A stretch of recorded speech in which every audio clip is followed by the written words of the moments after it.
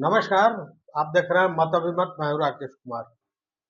देखिए, लोकसभा चुनाव का एक फेज हो गया है, प्रक्रिया चालू है। लेकिन इसके पूर्व आपको याद होगा, या जहां भी भाषण दे रहे हैं ये नेता लोग, तो अपने चुनाव घोषणा पत्र की बात, मैनिफेस्टो की बात जरूर करते हैं। अब एक सवाल ये उठता है कि मैनिफेस्टो जैसे इंडिया, मतलब इंडी गठबंधन, इंडिया अलायंस, ये एक अलायंस है और इसमें जितनी भी पार्टियां हैं उन्होंने अपना अलग अलग मैनिफेस्टो बनाया है। या एनडीए की बात भी करें तो भाजपा का अलग है, अन्य दलों का अलग है।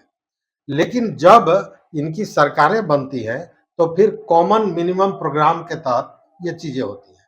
तो स्वाभाविक है कि कॉमन मिनिमम प्रोग्राम की जब बात होगी तो सबके मैनिफेस्टो से कोई कोई चीज जो अमूमन एक तरह का होगा, उन चीजों को लेकर शासन चलाया जाता है। तो क्या यह वादा खिलाफी नहीं हुआ? या अगर उन वादों को जो घोषणा पत्र में है पार्टियां पूरी नहीं करती हैं तो उन पर क्या कार्रवाई हो सकती है? अगर कार्रवाई नहीं हो सकती है तो आखिर इसके लिए कोई प्रावधान क्यों नहीं बना? इन सारे चीजों पर चर्चा करेंगे, क्योंकि इन चीजों की चर्चा नहीं होती है। उंगलियां केवल ये उठती हैं कि कांग्रेस ने ये 5 तरह की बात की, 25 तरह के न्याय देने की बात की, या एनडीए ने ये कहा वो कहा, एक दूसरे पर उंगलियां उठाई जाती है, लेकिन इस पर गहनता से किसी ने विचार नहीं किया है। तो इन्हीं सारे चीजों पर विचार विमर्श करने के लिए हमारे साथ हैं प्रोफेसर चंद्रभूषण पांडे जी, वरिष्ठ पत्रकार और राजनीतिक विश्लेषक। तो सर, सबसे पहले तो आपका स्वागत है। हाँ, धन्यवाद सर, ये मैनिफेस्टो सच पूछिए तो सर चकरा देने वाला चीज है। सारी पार्टियां, अभी कांग्रेस का मैनिफेस्टो आया सामने तो भाजपा उस पर हमलावर हुआ। कोई कह रहा है कि यह श्वेत पत्र है, तो कोई संकल्प पत्र है। तमाम एक दूसरे पर उंगलियां उठा रहे हैं। पीछे के इतिहास को अगर देखा जाए तो हमने कई मैनिफेस्टो के देखा है पिछले चुनाव में, पार्टियां कहती हैं पूरा कुछ नहीं करती। तो ये आखिर ये झोल-झाल है क्या? कि चुनाव घोषणा पत्र और इलेक्शन मैनिफेस्टो, ये एक हिंदी शब्द है, एक इंग्लिश शब्द है।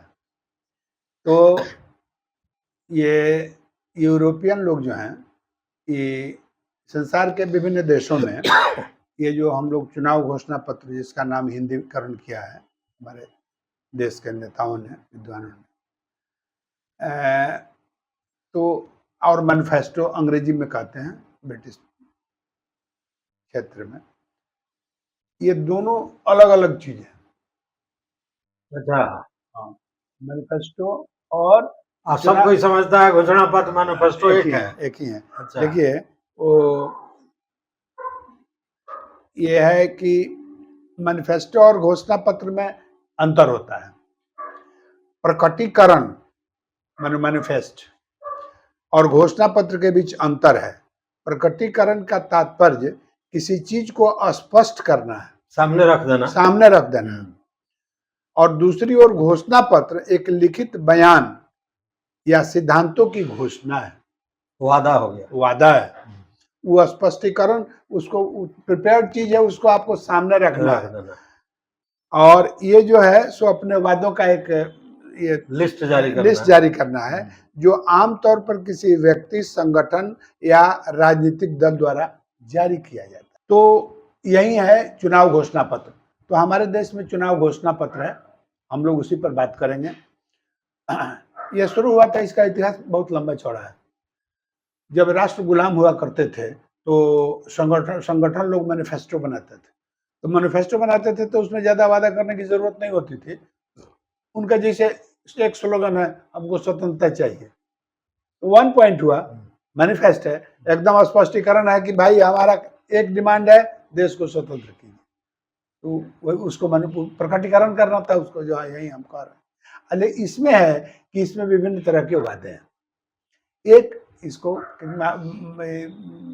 एक यूरोपीय विद्वान ने कहा है कि यह एक जो है एक गोल्डन ड्रीम है ना। गोल्डन ड्रीम, हाँ, गोल्डन ड्रीम है कि हम अपने देश को किस तरह से विकसित करना चाहते हैं, अपने देश को हम कहाँ ले जाना चाहते हैं, उसका एक तो ड्राफ्ट है ना।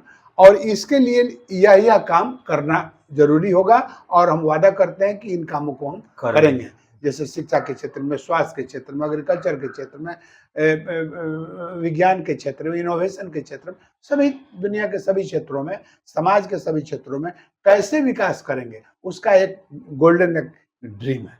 उसको हम आपके सामने रखते हैं घोषणा पत्र के माध्यम से। तो घोषणा पत्र इसी को कहते हैं।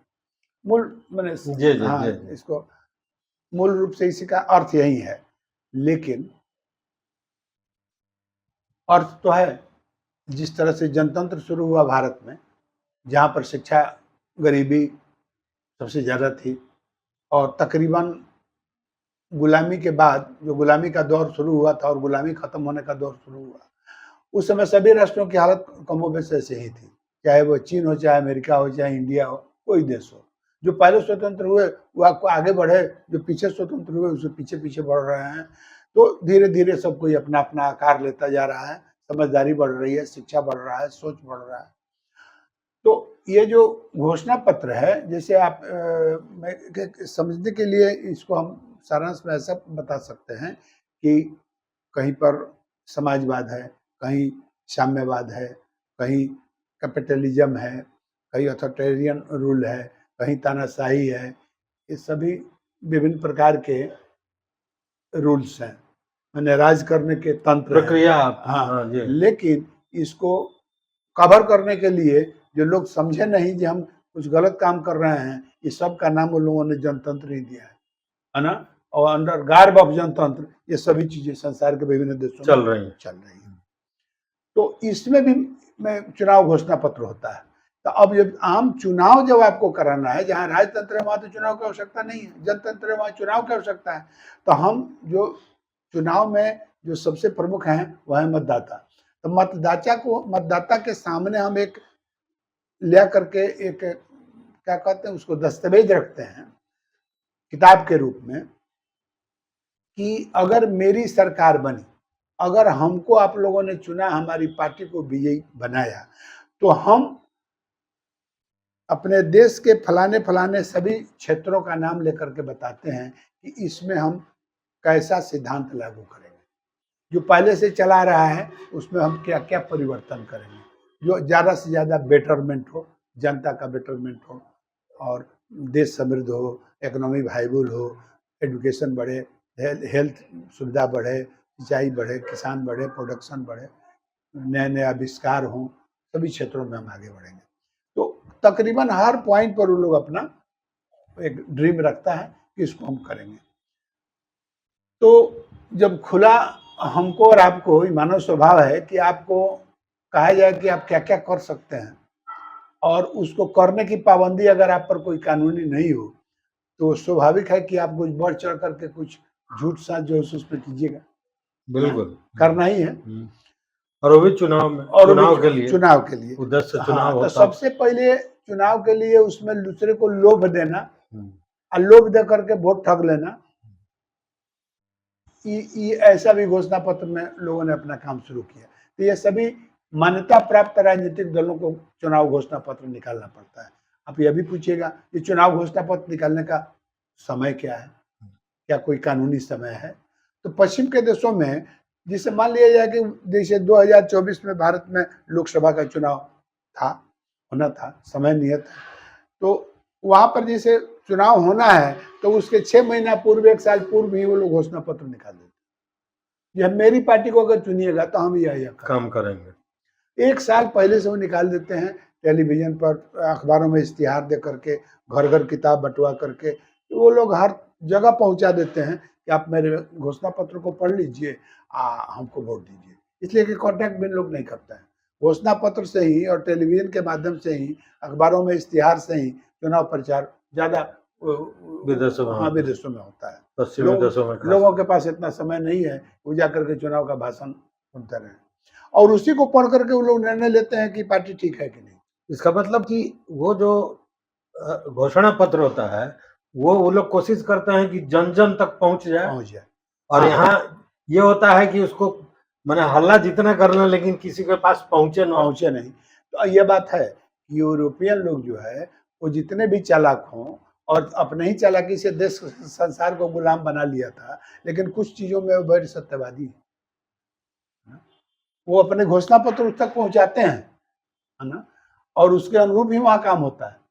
और हमारे देश में आप महसूस कीजिए कि किसी चुनाव में आप अपने घर में अगर घोषणा पत्र किसी पार्टी का खोजिएगा तो आपको नहीं मिलेगा, नहीं। इसलिए कि आपके घर आया ही नहीं। घोषणा पत्र कब जारी किया जाए इसका कोई नियत समय नहीं है। ये पॉलिटिकल पार्टी इंडिपेंडेंट है कि वो कहेंगे जे हम घोषणा पत्र चुनाव के 10 दिन पहले जारी करेंगे, हम 5 दिन पहले जारी करेंगे, मैंने जब जिसको मन करेगा वो जारी करेगा। अच्छा, कोई कानूनी बाध्यता नहीं है। तो इन सब चीजों को देखते हुए ये भी मैंने जो गत 70 साल जो गुजरा है जनतंत्र का, जिसे ये लोग क्या कहते हैं अमृतकाल कह रहे हैं लोग, तो इन समयों में चुनाव आयोग और खास करके सर्वोच्च न्यायालय इन चीजों को बारीकी से देखा।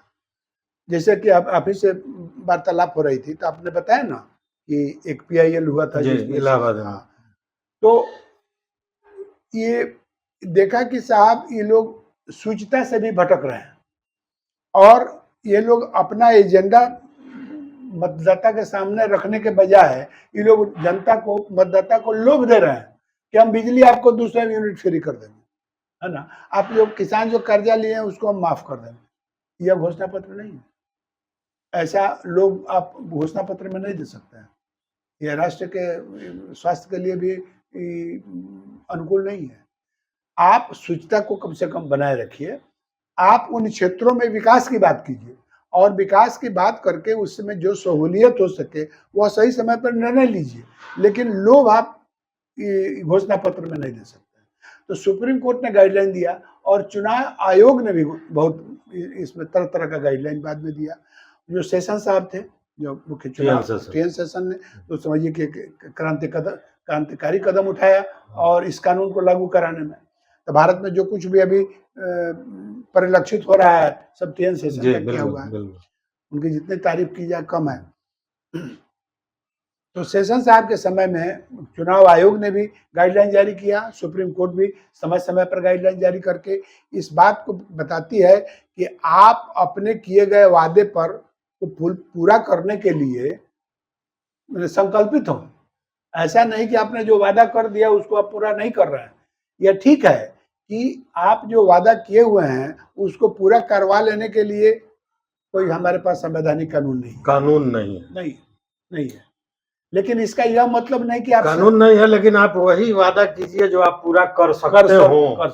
माने हवाई बात नहीं करना है, बढ़ चढ़ करके गप जो है सो उसमें नहीं कीजिए, और धोखा नहीं दीजिए। जुमला जिसको कहते हैं, जुमला उसको बनाने की आवश्यकता नहीं है, और उससे आपकी विश्वसनीयता भी चली जाती है। जैसे सुन रहे हैं कि आज 50-60 साल से श्रीमती इंदिरा गांधी के समय से ही गरीबी हटाओ का नारा था, और गरीबी हटाओ उनका मैनिफेस्टो में था कि हम देश से गरीबी को हटा देंगे 20 साल में, हम देश को ऐसे गरीबी हटा देंगे। ऐसे गरीब तो नहीं हटा, गरीबी तो नहीं हटी, गरीब हट गया।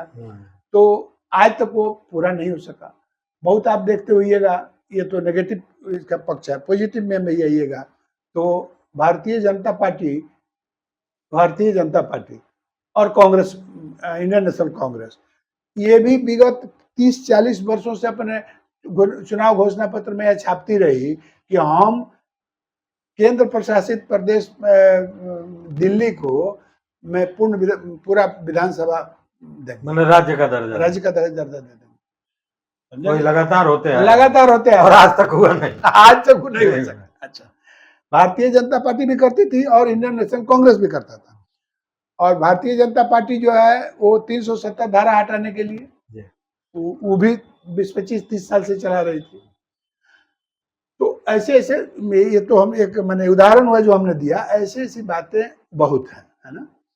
सवाल यह है कि संविधान में जो कुछ हमारे संविधान के रचनाकारों ने संविधान में बना रखा है, कानून बना रखा है, और कल्याणकारी राज्य के लिए क्या क्या करना चाहिए उसको विभिन्न कैटेगरी में रखा है। तो सब पर राजनीतिक दलों का यह सबसे पहला काम है कि जो संविधान में हम कल्याणकारी राज बनाने के लिए जो जो करना चाहिए था वो अभी आज तक पूरा नहीं हुआ। उसको करना चाहिए, उन चीजों को उसमें लाना चाहिए। जनता के अधिकार संविधान के द्वारा जो प्रदत्त हैं उन अधिकारों को पूर्ण रूप से उनको पहुंचाने का काम कर घोषणा करनी चाहिए, या जनता के सामूहिक डिमांड को, जनता के बढ़ते हुए कोई समस्या पर नजर जो आती है समाचार के माध्यम से, लोगों के माध्यम से, भाषण से, लेख से, ये सब चीजें जो डिमांड आता है, विधानसभा, विधान परिषद, लोकसभा, उन सब चीजों को उसमें समाहित करना चाहिए कि कहाँ हमको डैम बनाना है, कहाँ हमको स्लुइस गेट बनाना है, बाढ़ नियंत्रित कैसे करना है, नदियों को कैसे जोड़ना है, एम्प्लॉयमेंट कैसे देना है, एजुकेशन इंस्टीट्यूशन को कैसे हमको बढ़ाना है, मुफ्त शिक्षा हम कैसे दे सकते हैं, इन सब चीज़ों को होना चाहिए। तो अब तो पॉलिटिकल पार्टी लोग दे रहे हैं कि हम बिजली फ्री कर देंगे, पानी फ्री कर देंगे, अब हमको वोट दीजिए, हमारी सरकार बनवा दीजिए। मैनिफेस्टो का गिरता हुआ स्तर यहाँ दिखाई दे रहा है। और इसका दूसरा जबकि सर एक बार अब जब पढ़ रहे थे तो आपसे चर्चा भी हुई कि उसमें देता है कि अगर आप कोई वादा कर रहे हैं तो किस तरह उसको पूरा करेंगे, मतलब कि वो आर्थिक व्यवस्था आप कहाँ से बनाएंगे, इन सारी चीजों का खुलासा करना है। ये सवाल उठता है, ये सवाल उठता है। बिहार में एम्प्लॉयमेंट जनरेट करने का सवाल हुआ था आज से 3-4 वर्ष पहले। ये इतना पद खाली है, करीब माने 15-20 लाख पद खाली है, इसको जल्दी से जल्दी भरा जाए। सरकार ने यह वादा नहीं किया था, मैनिफेस्टो मैंने चुनाव घोषणा पत्र में यह नहीं कहा था, लेकिन ऐसा डिमांड हुआ विधानसभा में, इस बार बड़ा प्रेशर पड़ा। तो मुख्यमंत्री जी ने बताया कि साहब तो इसे पैसा हम कहाँ से लाएंगे। ना इसी पर जब तेजस्वी यादव पिछली बार कहे कि इतना हम दे देंगे तो नीतीश कुमार ने कहा था पैसा अपना बाप यहाँ से ले आएगा। उस पर बड़ा हंगामा हुआ था। तो देखिए, तो सरकार का कुछ बजट है, और बजट कहाँ से आता है, तो टैक्स से आता है। टैक्स कौन देता है, जनता देती है। तो आप टैक्स, तो इसका मतलब है अगर आप अपने टैक्स को मैंने रेवेन्यू को और जनरेट करने के लिए आप कुछ उत्पादन कीजिए, कुछ कल कारखाने लगाइए, कुछ प्रोडक्शन कीजिए, एक्सपोर्ट बढ़ाइए, इंपोर्ट कम कीजिए, इन सब चीजों को करके आप राज्य का राजस्व बढ़ाइए। राजस्व बढ़ाने के बदले जनता पर टैक्स बढ़ा दीजिएगा, सरकार आपकी चली जाएगी, बिल्कुल चली जाएगी। आज बिहार में स्थिति यह है कि जितने सरकारी सेवक लोग को बना अगर सभी सीटों पर रख दिया जाए तो इन लोगों को 5-5 साल तक तो वेतन नहीं मिलेगा। सही बात। जो चीज ₹1.25 में मिलता था, 20 रुपए में मिलता था, जो कागजात कानूनी, अब उसका दाम ये लोग 150 रुपए कर दिए हैं। वो तो खैर बेतहाशा भागा है, टैक्स जैसे बढ़ रहा है, टैक्स की गति अगर ऐसे ही रह गई तो फ्रांस की तरह होने लगेगा। तो सरकार वादा वो उतना ही करे जो उसके लिमिट में हो और उनके पास उतना पैसा हो, या रेवेन्यू जनरेट करने का तरीका। आपने यह कहा कि आप करेंगे इस चीज को, हम लघु उद्योग इतना लगा देंगे, कुटीर उद्योग इतना लगा देंगे। तो कुटीर उद्योग लगाने के लिए जितना हमको पैसा चाहिए इंफ्रास्ट्रक्चर के लिए, सरकार उसको जनरेट कर सकती है कि नहीं कर सकती है, इस बात को जनता को बताना आपका काम है। यह बात मूल है। अगर नहीं होता है तो कोई उन पार्टी पर जो घोषणा पत्र में कुछ बोल रहा है और पूरा नहीं करता है उन वादों को, तो उस पर कोई कानूनी कार्रवाई नहीं हो सकती है। वो जो PIL इलाहाबाद हाईकोर्ट में एक व्यक्ति ने किया था, उसमें बाज़ाब्ता कोर्ट ने कहा कि कानूनी कोई बाध्यता नहीं है। तो इस पर नेता लोग कानूनी बाध्यता बनाते क्यों नहीं है, इस पर तो कानून होना चाहिए। अब देखिए, क्योंकि ये तो लगातार ठगा जा रहा है जनता को। आपका प्रश्न बहुमूल्य है। सवाल यह है कि ये जो जनप्रतिनिधि हैं, ये 5-6 हजार जो विधानसभा, विधान परिषद, लोकसभा, राज्यसभा के मेंबर हैं, ये लोग उस कानून को पारित, वैसा कानून लाएंगे ही नहीं सदन में जिसमें ये नेट में आ जाए। इन लोग अपना तनख्वाह बढ़ाना है, आराम से बिल आएगा, उसमें कोई अपोज नहीं करेगा, सब कुछ थपड़ी भेजा कर उसको दूना कर लेगा। दूसरे का बिल आएगा तो उस पर जो है गारा गारी मारा मारी तक हो जाएगा उसका विरोध करने के लिए। महंगाई का जमाना है, सरकार के पास पैसा नहीं है, इनको कैसे दिया जाएगा। लेकिन अब वो लोग अपने तनख्वाह बढ़ाने के लिए, टीए बढ़ाने के लिए, सुविधा बढ़ाने के लिए जितने भी तरह की चीजें उसको बढ़ाते जाता है, और उन कानूनों को पास नहीं होने देता है जो इनको एक बांध सके। वो अपने फ्री रहना चाहते हैं कि हमको इस सब स्कोप होना चाहिए। हम इनकम टैक्स नहीं देंगे, हम 3 तरह का पेंशन ले सकते हैं, दूसरा आदमी देश का कोई नागरिक एक तरह से ज्यादा का पेंशन नहीं ले सकता, लेकिन हम 3 तरह का लेंगे। वो जिंदगी भर नौकरी करके पेंशन नहीं लेगा, लेकिन हम 3 दिन के लिए सदस्य हो जाएंगे तो हम जिंदगी भर के लिए लेंगे और हमारी पत्नी को भी उसका पेंशन मिलेगा। इतने कानून अपने हाथ में ही लोग पास करते जा रहे हैं, एंटी डेमोक्रेटिक स्टेप है ये सब। तो ये लोग फायदा उठा रहे हैं जनता के मत्थे पर, समझे ना। तो अब ये लोग यह कानून पारित हो तो यह जनपक्षी होगा कि जो आप चुनाव घोषणा पत्र में जो वादा करते हैं उसको कम से कम 70-80% तक पूरा करने के लिए आप बाध्य हो। और नहीं तो ये लोग क्या कर रहे हैं कि अब गिरोह बना ले रहे हैं, एनडीए बन गया, यूपीए बन गया, ये इंडिया अलायंस बन गया, तो इसमें जो है 12, 14, 20, 25 ये पार्टियां मिल जाती हैं। तीन लोगों का अपना चुनाव घोषणा पत्र अलग है और उस गिरोह का चुनाव घोषणा पत्र कुछ नहीं है। तो लोग कहेंगे जो कॉमन मिनिमम प्रोग्राम बना दिया जाए, सबको गौन कर दिया जाए, हम लोग फिक्स कर लगे इतना ही काम करना है, उतना ही काम कर दो। तो जनता के साथ बिट्रेयल है, धोखा है। जनता को आपने कुछ और बताया था, जाके कुछ और कर रहे हैं, है ना। बिल्कुल। मैनिफेस्टो ये लोग क्या करते हैं, कानून के रूप पर ये लोग कुछ छपवा लेते हैं। ये छपवा लिए 10,000, वोटर है 17 लाख एक कंस्टिट्यूंसी में, पार्लियामेंट 18 लाख तक है, 12 लाख से 18 लाख हो गया। तो ये 18 लाख आदमी तक ये अपनी घोषणा पत्र नहीं पहुंचा सकते। ये छपवाए हैं 10,000 20,000, है ना। अब वो इनके दफ्तर में ही रह जाता है, पार्टी ऑफिस में ही रह जाता है, किसी को कोई देने नहीं जाता है। हाँ, कोई पढ़ा लिखा आदमी है या उनका विरोधी है, उसको जरूरत है तो कहीं से ना कहीं से खोज करके जमा करता है। यहाँ तक कि पत्रकार को भी नहीं देता है लोग, ये लोग प्रसारित हो जाएगा। तो ये लोग घोषणा पत्र को चुरा लेते हैं, अपने छपवा करके चुरा लेते हैं, इलेक्शन जो खत्म हो जाता है रद्दी में बेच देते हैं। सही बात।